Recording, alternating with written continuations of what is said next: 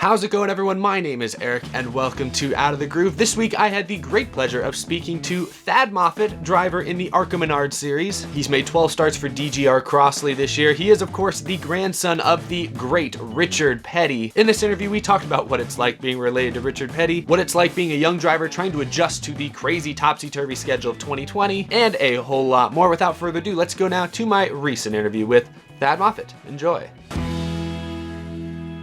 How's it going, everyone? Welcome to this week's episode of Out of the Groove. Today, I am joined by ARCA Menards series driver Thad Moffitt. Thanks for being here, man. Yeah, thanks for having me, Eric. I'm excited to do this with you.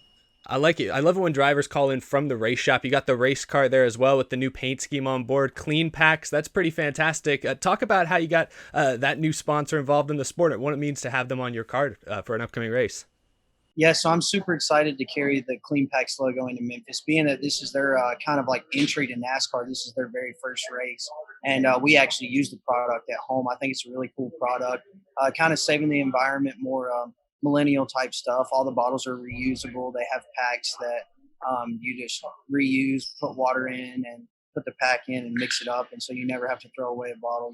You're putting less stuff in the landfill. So it's good for us, good for the environment, good for future generations.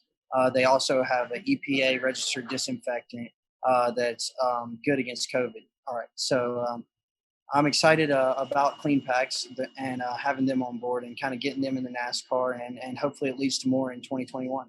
Yeah, we love it when new partners are involved in stock car racing. That's a great looking race car. But take me through your season so far. You've run most of the ARCA Menards schedule, and from what I've seen, it seems to be your best statistical season to date. So talk a little about how your season has gone to this point. Yeah, so I made a move last year from Empire Racing to DGR Crossley, and I think it was a very good move for me. We've had 8 top 10s this year and 2 top 5s. Starting in Daytona, we ran 5th. We showed a lot of speed there. We've showed a lot of speed on short tracks as well.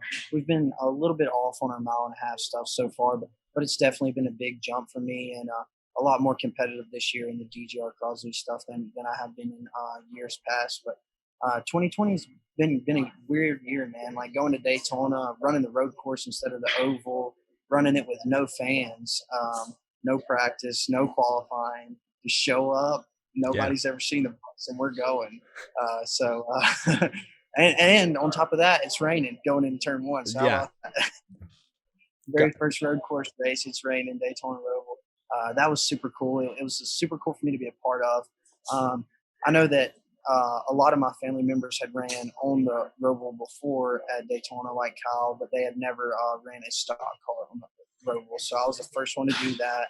I was also the first one to race at Kentucky, first Petty to race at Kentucky. So that was weird, but cool. I never expected it to be like a place that NASCAR runs that I would be the only Petty to run there. And so that was pretty cool.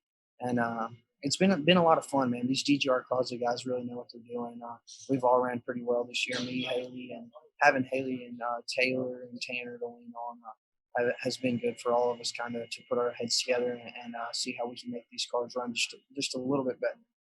Certainly, and you alluded to it a second ago, but for fans who may not be as familiar with your background, you do come from an extremely accomplished racing family. Have you found it maybe difficult to move away from the Richard Petty's grandson label, or is that something you embrace kind of going forward as part of your racing identity?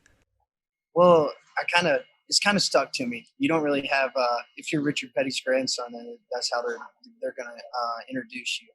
But I hope to one day get to where the headlines would read Thad Moffitt, Richard Petty's grandson, instead of Richard Petty's grandson, Thad Moffitt. That's kind of my goal. Like I'll feel like I made it whenever that happens, whenever they put me before him in one of these articles. But yeah, I mean, our racing lineage goes way back to the beginning of NASCAR. You know, back in '42, Lee was running, and then Richard, and we had Kyle. Even Maurice ran a few races. We have cousins everywhere in the sport.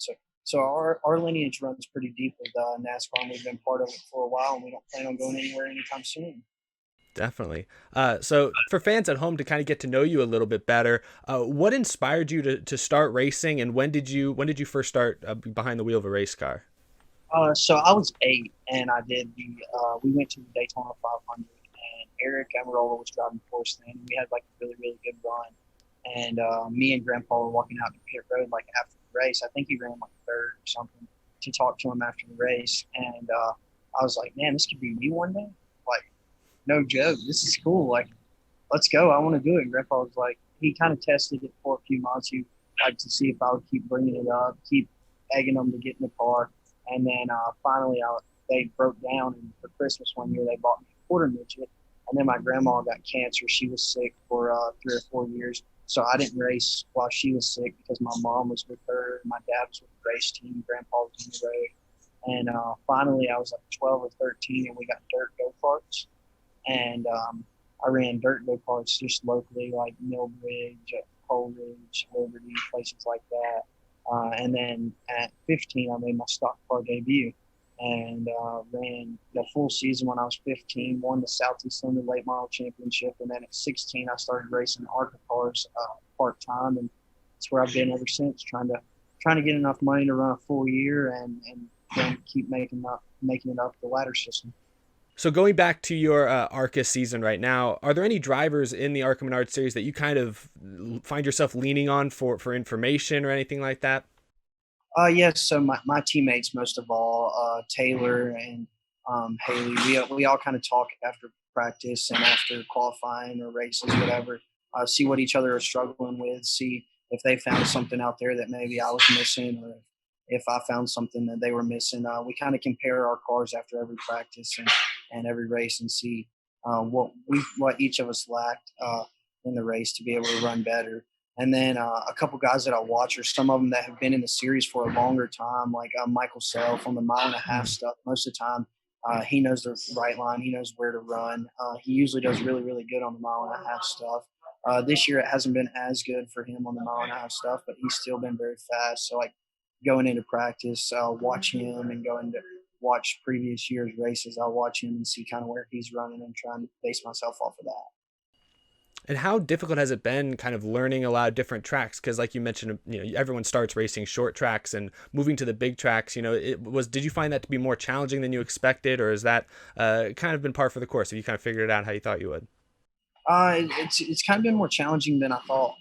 You look at a mile and a half, and they all kind of look the same. They all want to race the same. Certain ones have different characteristics, but when you get to driving them, there's different things about every single track. Not one, like, not even two corners at the tracks are alike. So it's been a challenge running a lot of these tracks that I've never ran before, and running them without practice or without qualifying has been even more challenging. But I think we've done good adjusting so far. We've had a few mistakes and misfortunes early in races that have kind of caused us just to ride for the rest of the races. But I think that adjusting, we've adjusted as a team very quick. Derek knows exactly what to do. I'm very confident in him. And his ability to crew chief. And I think we've done a good job of adapting to these tracks really quick. And Memphis is another one that I haven't raced at before, so I'm excited to go there and see how it goes.